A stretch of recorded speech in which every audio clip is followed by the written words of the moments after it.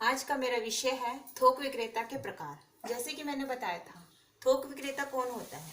जो उत्पादक और फुटकर व्यापारी दोनों के बीच के मध्यस्थ का कार्य करता है। ना तो वो माल का प्रोडक्शन करता है, ना ही वो निर्माता माल को उपभोक्ता तक पहुंचाता है। वो केवल बीच का मध्यस्थ का कार्य करता है।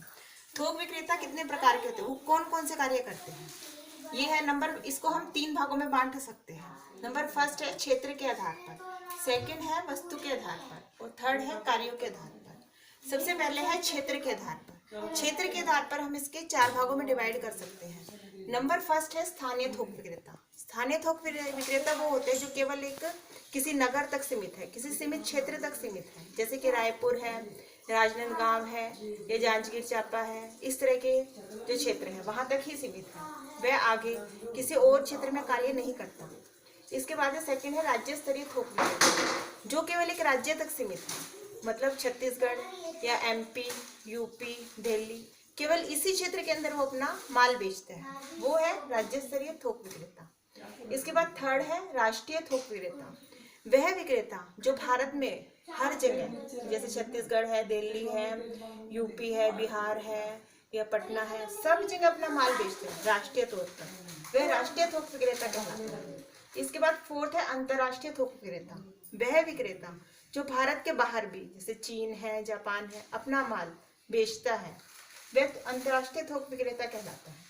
इसके बाद फर्स्ट था क्षेत्र के आधार पर, सेकंड है वस्तु के आधार पर। हम थोक विक्रेता को कितने भागों में डिवाइड कर सकते हैं? वस्तु के आधार पर हमारे थोक विक्रेता के प्रकार है 3। नंबर फर्स्ट है सामान्य किस्म के थोक विक्रेता।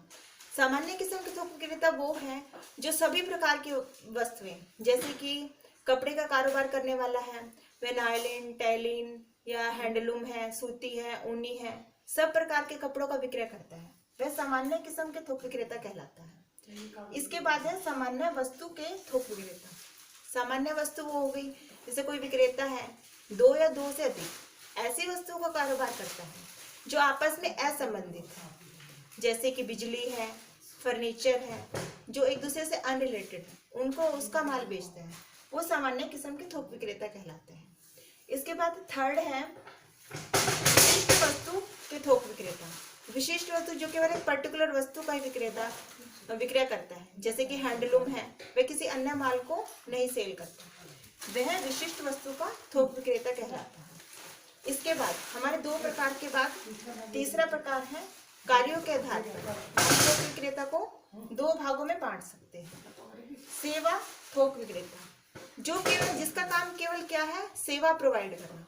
मतलब वो केवल स्टोरेज का कार्य करता है, माल को उत्पादक से लेकर फुटकर व्यापारी तक पहुंचाता है। इसके अलावा वह श्रेणियन या अन्य कोई कार्य नहीं करता, वो केवल सेवा का ही कार्य करता है। भारत में इस तरह के थोक विक्रेता की संख्या ज्यादा है, जो निर्माता से माल लेते हैं और फुटकर व्यापारी को उधार में देते हैं। इसके बाद सेकंड है सीमित कार्य करने वाला थोक विक्रेता। सीमित कार्य का मतलब है वो केवल एक पर्टिकुलर कार्य ही करता है, जैसे आयात निर्यात वाला थोक विक्रेता।